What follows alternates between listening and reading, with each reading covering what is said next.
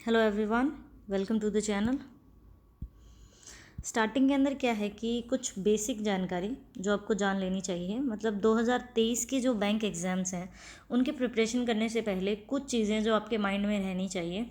Starting में कुछ लोग प्रिपरेशन कर चुके हैं और कुछ बिल्कुल स्टार्टिंग से स्टार्ट कर रहे हैं, जिनका प्री वगैरह नहीं क्लियर हुआ। उनको पता है कि क्या सिलेबस है, क्या चीज़ें हैं, क्या नहीं है, क्या पैटर्न होता है एग्ज़ाम का। लेकिन जो बिल्कुल स्टार्टिंग से जो फ्रेश स्टूडेंट हैं, जो स्टार्टिंग से प्रिपरेशन करना है, उनको किन बातों का ध्यान रखना है, उन चीज़ों के बारे में आज बात करते हैं। ठीक है, चलिए स्टार्ट करते हैं।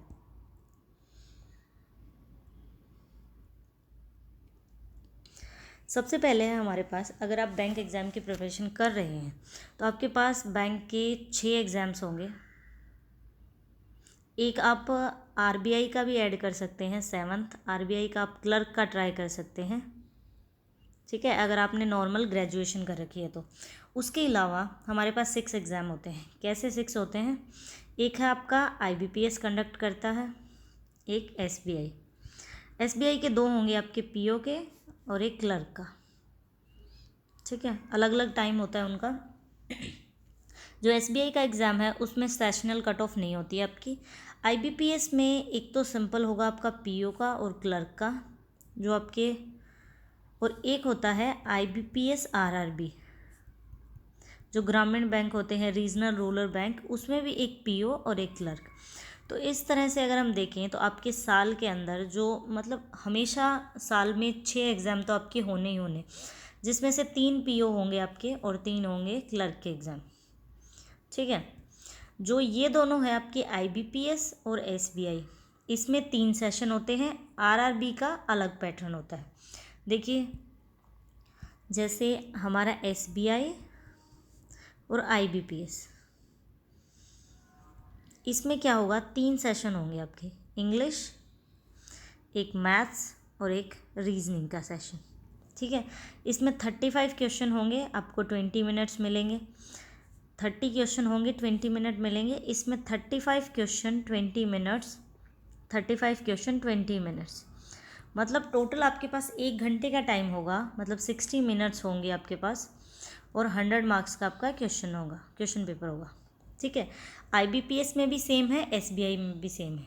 ठीक है, इनमें क्या होता है, आईबीपीएस एग्ज़ाम के अंदर आपको जैसे इंग्लिश की इनकी सेशनल कट ऑफ होगी, जैसे 13 मार्क्स की होगी, 12 की होगी, ये 12 मार्क्स का, ये 15 मार्क्स का, ये सेशनल कट ऑफ आपको क्लियर करनी है।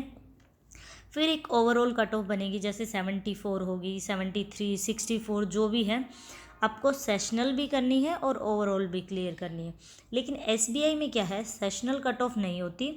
आपके चाहे इंग्लिश में कम आए या मैथ्स में कम आए, लेकिन अगर ओवरऑल 70 है कट ऑफ, तो अगर आपके 70 या 70 से ऊपर हैं, और चाहे आप इंग्लिश में आपके बिल्कुल कम है या किसी एक सब्जेक्ट में कम है, तो भी आपका क्लियर हो जाएगा। लेकिन आरआरबी और आईबीपीएस में ऐसा नहीं होगा। इन दोनों एग्ज़ाम्स में इंग्लिश आती है। लेकिन अगर हम बात करें आईबीपीएस आरआरबी की, तो इसमें 2 ही आपके सेशंस होते हैं। एक में आता है आपका मैथ्स और एक में आता है आपका रीजनिंग। 40 क्वेश्चन, मतलब 80 क्वेश्चंस होते हैं इसके अंदर, और टाइम मिलता है आपको 45 मिनट्स।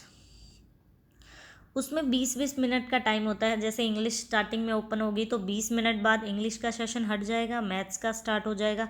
लेकिन आरआरबी में क्या है, टोटल 45 मिनट आपको मिलेंगी, चाहे आप मैथ अटैम्प्ट करो चाहे रीजनिंग करो। 45 मिनट के बाद पेपर बंद, मतलब पेपर ख़त्म हो जाता है। तो ये रहता है हमारा प्री का पैटर्न। उसके बाद क्या है, अगर हम मेंस की बात करें, मेंस में क्या होगा, अगर हम आईबीपीएस और एसबीआई की बात करें, तो इसमें जो क्लर्क का पेपर होता है उसमें सिर्फ आपका मेंस का पेपर होगा। पहले प्री होगा, फिर सेकंड फेज़ होगा मेन, इंटरव्यू नहीं होता। लेकिन पीओ में आपका इंटरव्यू भी होगा। इन दोनों के अंदर बाद में आपकी आएगी रीजनिंग।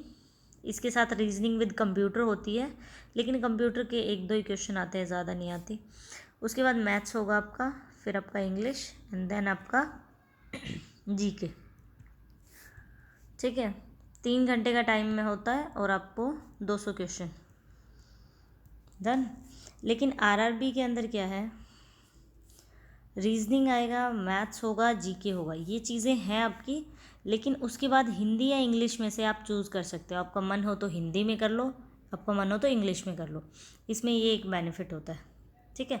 इसमें हमें एक ऐसे और एक लेटर वो टाइप करना होता है। वो आपके जैसे ही मेंस का पेपर ख़त्म होगा उसके बाद वो क्वेश्चंस आ जाएंगे आपके सामने। 3 क्वेश्चन जैसे ऐसे से रिलेटेड आ गए और 3 आपके लेटर से, तो आपका जो मन हो आप लिख सकते हैं, ठीक है। ये होता है आपका पैटर्न, क्या है क्या नहीं। तो मतलब अगर आप बैंक एग्ज़ाम की प्रिपरेशन कर रहे हैं तो स्टार्टिंग की ये कुछ बेसिक सी चीज़ें हैं। 2023 में अगर आप बैंक एग्ज़ाम के मतलब बैंक के पेपर देंगे तो ये मोस्ट इम्पॉर्टेंट चीज़ें हैं, इनका थोड़ा थोड़ा आपको पता रहना चाहिए। फिर आप अपनी प्रिपरेशन कर सकते हैं। स्टार्टिंग से आप गाइडलाइंस ले सकते हैं कि कहाँ से। यूट्यूब पे आपको बहुत कुछ मिल जाएगा अगर आप पढ़ना चाहते हैं। स्टार्टिंग में क्या करिए, किसी भी टॉपिक को अगर आपने प्रिपेयर करना है, मान लीजिए कि आपको मैथ्स को करना है, तो मैथ्स में क्या चीज़ आएगी, आपकी सीरीज़ आ गई, आपकी इक्वेशंस होगी, डीआई होगी, अर्थमेटिक के क्वेश्चंस हो गए, सिंप्लीफिकेशन, इस तरह के क्वेश्चंस हैं जो आपके आने ही आने, ये कंफर्म होते हैं क्वेश्चंस। तो आप कोई भी एक टॉपिक उठा लीजिए, जैसे आपने टाइम एंड वर्क ले लिया, उसका बेसिक देख लीजिए एक बार।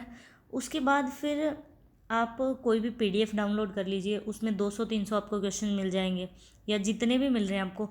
आप सिर्फ प्रैक्टिस कीजिए, जितना प्रैक्टिस करेंगे उतना अच्छा होगा। जैसे इक्वेशंस है, इक्वेशन के 3-4 मेथड हैं, अगर आपने वो सीख लिए उसके बाद 300-400 क्वेश्चन उठाओ इक्वेशन के और उनकी प्रिपरेशन करो, इतना अच्छा हो जाएगा। इन सब की इस तरह से करके फिर आप मॉक टेस्ट उठाओ, मॉक टेस्ट में से सोल्व करना शुरू करो, चीज़ों को सीख लो। ऐसे मत सोचो कि पहले सब सीखूंगा उसके बाद मॉक टेस्ट, नहीं। जैसे इक्वेशन का थोड़ा सा पता लग गया, जैसे आपको हल्का हल्का ऐसा पता लगने लग जाएगा ना, जैसे 20 नंबर का आपने कुछ सीख लिया, तो एग्ज़ाम जैसे 35 मार्क्स का है तो सिर्फ वो 20 अटैम्प्ट कीजिए मॉक टेस्ट में, वो तो स्ट्रॉन्ग हो रहे हैं ना आपके। तो इस तरह से प्रिपरेशन करते हैं। अगर वीडियो अच्छी लगी हो तो चैनल को सब्सक्राइब कर लीजिएगा। Thank you for watching. इस तरह की जो बाकी सब टॉपिक के ऊपर बेसिक सी वीडियो बनाएंगे और पीडीएफ का लिंक डाल देंगे ताकि आप उससे प्रैक्टिस भी कर सकते हैं। और अगर बोलोगे कि पीडीएफ सोल्व करके दिखाओ तो पीडीएफ भी सोल्व कर सकते हैं। Thank you for watching.